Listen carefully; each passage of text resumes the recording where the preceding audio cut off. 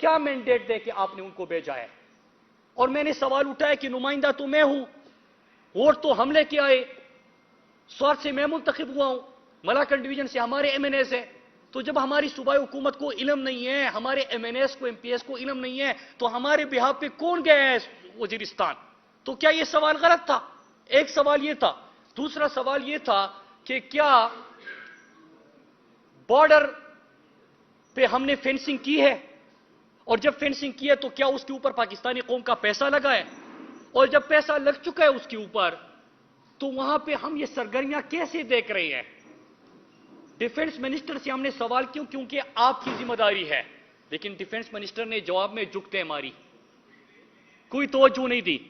پھر تیسرا جب ہم نے سوال کیا کہ بارڈر جب فینسنگ ہو چکی ہے تو یہ لوگ کیسے آ رہے ہیں، یہ سرگرمیاں کیسے نظر آ رہی ہے؟ پھر اسی طرح ہم نے مزید وہاں پہ سوال پوچھے، اور یہ بھی سوال پوچھا کہ کیا اس خطے میں پھر ایک نئی جنگ کا آغاز ہو رہا ہے؟ کیا آپ امریکہ کہ افغانستان کے وڈرال کے بعد پاکستان میں اور اس علاقے میں اس خطے میں ان کو اثر رسوخ چاہیے؟ کیا ان کو یہاں پہ اڈے چاہیے؟ کیا ان کو ایئر سپیس دیا جائے گا؟ کیا یا ایئر سپیس دیا جا چکا ہے؟ یہ ہمارے سوالات تھے۔ اور سوالات کیوں تھے بھائی؟ میں کیوں سوال پوچھوں گا؟ میں اس لیے پوچھوں گا کہ میں نے 15-20 سال بعد اپنے علاقے کے لوگوں کی چہروں پہ مسکراہٹ دیکھی۔